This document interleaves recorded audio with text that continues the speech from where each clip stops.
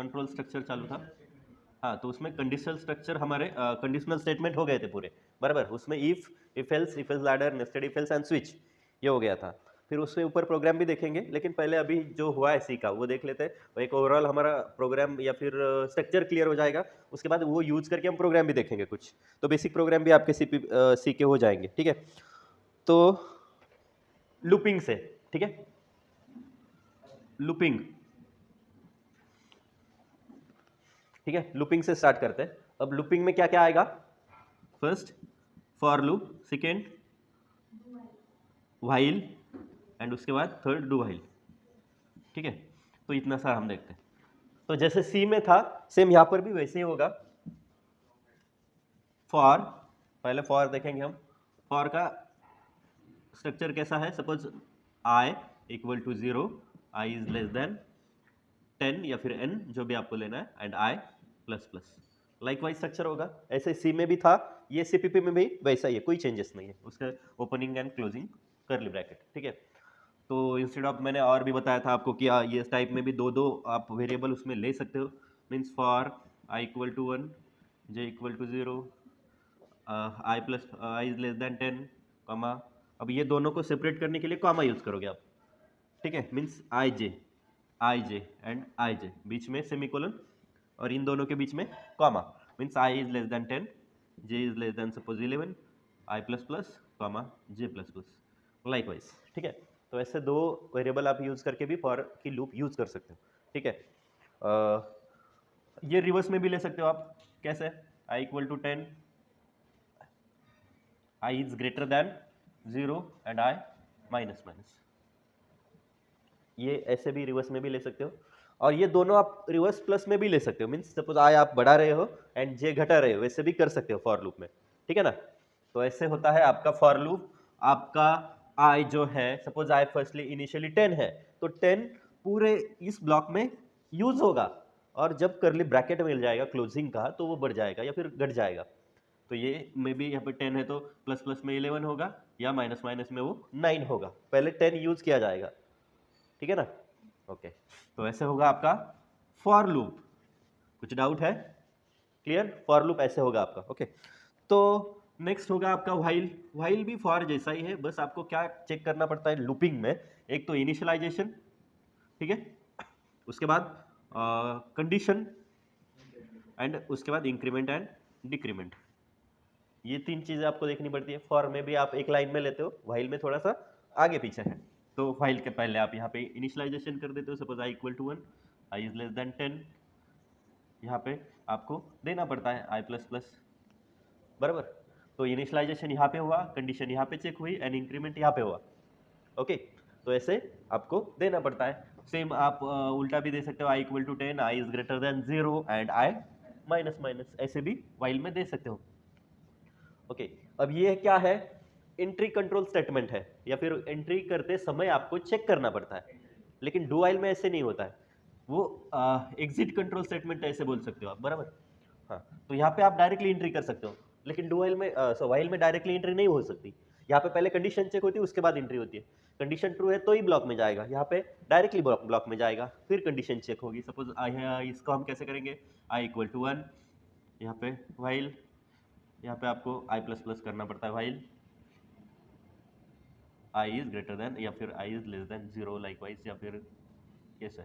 बस एक do while he statement है, do while he control structure ऐसा है कि उसके एंड में सेमीकोलन दिया जाता है, ठीक है, एंड में सेमीकोलन। वैसे फॉर को भी नहीं होता। एक बात बताओ, एक और बात समझ लो।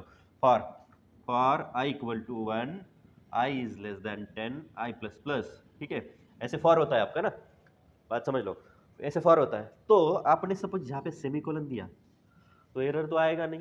सेमीकोलन का मीनिंग क्या है? ये यहाँ पे ही खत्म हो जाएगा, समझ में आया? ब्लॉक भी दिया ना ऐसे, तो ब्लॉक एग्जीक्यूट ही नहीं करेगा, क्योंकि आपने यहाँ पे ही उसे क्लोज कर दिया है। ये क्लोज हो गया यहाँ पे ही। सपोज यहाँ पे सेमीकोलन दिया, तो देख के देखो कभी, ठीक है। तो यहाँ पे सपोज आई 1 to 10 तक प्रिंट करना है, तो उसके लिए फॉर यूज करो। पहले बार प्रिंट करके देखो 1 to 10 प्रिंट होता है क्या, उसके बाद सेमीकोलन देख के देखो, वो प्रिंट ही नहीं करेगा कुछ, क्योंकि यहाँ पे वो रुक जाता है सेमीकोलन की वजह से। तो डुहाइली कंट्रोल स्ट्रक्चर ऐसा है सारे कंट्रोल स्ट्रक्चर में कि उसके एंड में सेमीकोलन यूज करते हैं, ठीक है। तो आपको सपोज डिफरेंस लिखने के लिए आएगा व्हाइल एंड डू व्हाइल का, तो ये लिख सकते हो ये एंट्री कंट्रोल है, ये एग्जिट कंट्रोल है, इसमें एंड में सेमीकोलन यूज करते हैं, इसमें नहीं करते, बराबर। तो ऐसे है, समझ में आया दोनों? एक बार देख लो, कोई दिक्कत है तो पूछो। इनिशियलाइजेशन, इनिशियलाइजेशन, इंक्रीमेंट, इंक्रीमेंट, यहाँ पे पहले कंडीशन चेक होती है, यहाँ पे बाद में कंडीशन चेक होती है, ठीक है ना। तो ये आपके लूपिंग स्ट्रक्चर हो गए for while and do while. Okay, flow control करने वाले स्टेटमेंट थे, वो देखते हैं एक बार अभी, ठीक है। कौन से थे वो? पहला था सपोज ब्रेक। तो ब्रेक क्या काम करता है? ब्रेक सपोज आपने ऐसे लिखा है while i is less than 10 break, या फिर यहाँ पे if condition check, if i equal to 3 then break.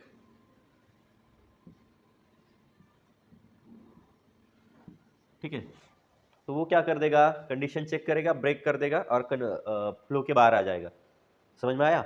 आपको क्या करना है, सपोज एक सिचुएशन पे जाने के बाद वहां पे रुकना है, तो आप वो कंडीशन दे दोगे, ब्रेक स्टेटमेंट दोगे, तो वहां पे रुक जाएगा। जैसे हम स्विच में यूज करते हैं, केस 3 मैच हुआ तो लास्ट में ब्रेक यूज करते हैं, तो वो वहां पे केस 4 से आगे मींस कंपैरिजन छोड़ देता है, बाहर आ जाता है। समझ में आया ना? तो ऐसे ब्रेक काम करता है, क्या करता है, वहां पे रुक जाता है, या फिर वो जो ब्लॉक है ना, वो ब्लॉक से बाहर आता है, ये ब्लॉक।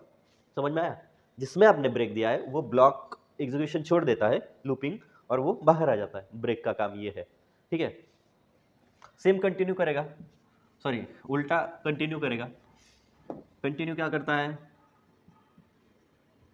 कंटिन्यू मीन्स एक कंडीशन मिल गई जहां पे आप ब्रेक करते थे, ठीक है, तो आप कंटिन्यू से उसे उस लूप को एग्जीक्यूशन करना स्टार्ट करते हो। कि कभी कभी ऐसे होता है कि हाँ बाय डिफॉल्ट ये 4-5 सपोज 1000 का लूप है, 1000 बार वो एग्जीक्यूट होने वाला है, 3-4 बार कोई एक्सेप्शन केस आने वाली है, तो उसे भी आपको निग्लेक्ट करके साइड में रखना है और फ्लो ऑफ एग्जीक्यूशन चालू रखना है। तो उस केस में आप क्या करोगे, suppose this appear then continue, रुकना मत वहाँ पे, तो वो स्टेटमेंट आप वहाँ पे यूज कर सकते हो, ठीक है।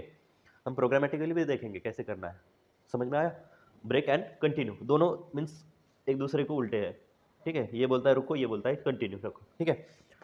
तो ऐसे है। और एग्जिट देखा था हमने।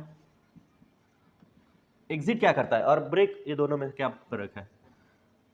ओके, तो उससे पहले मुझे याद आया तो मैं बता देता हूँ। कल हमने एक गलत पॉइंट सीखा था। कौन सा? कीवर्ड का। कीवर्ड क्या दिया था मैंने दिया था it's a smallest meaningful word. ऐसे नहीं होता, वो क्या होता है, सी टोकन होता है। Keyword means reserve word. हाँ, तो वो कल एक गलत पॉइंट हो गया हमारा। कीवर्ड मीन्स रिजर्व वर्ड, और जो हमने डेफिनेशन लिखी थी वो सी टोकन की लिखी थी या टोकन की लिखी थी। Keyword means reserve word and C token या फिर टोकन होता है स्मॉलेस्ट मीनिंगफुल वर्ड, ठीक है। तो ये कल गलती हो गई थी, आप उसे करेक्ट कर दो। टोकन होता है smallest meaningful word and keyword होता है रिजर्व वर्ड बाय कंपाइलर, ठीक है। कंपाइलर के रिजर्व वर्ड होते हैं जैसे ई फेल्स वगैरह वगैरह वगैरह, और ये होते हैं मीनिंगफुल वर्ड, मीन जैसे कीवर्ड भी आएंगे उसमें, और भी प्रिंट एफ वगैरह वगैरह जो है वो सारे टोकन में आते हैं, मीन्स स्मॉलेस्ट मीनिंगफुल वर्ड, ठीक है ना।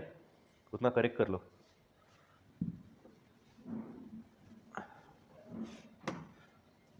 तो ब्रेक क्या करता है, वो जो एग्जीक्यूशन ब्लॉक होता है वो छोड़ के बाहर आता है, लेकिन एग्जिट क्या करता है, पूरा प्रोग्राम एग्जीक्यूशन ही खत्म कर देता है। तो इसके लिए हम कभी मेनू ड्रिवन प्रोग्राम करते हैं तो लास्ट में देते हैं, लास्ट वाली केस एग्जिट 0, एग्जिट वगैरह। सपोज वो कुछ नहीं हुआ तो बाहर निकला, या फिर वो कंडीशन मैच हो गई तो बाहर निकला जाओ। मीन्स मैं देता था कि सपोज 4 हमारे पास मेनू है तो 5वां आप क्या डालो, एग्जिट डालो, बराबर ना।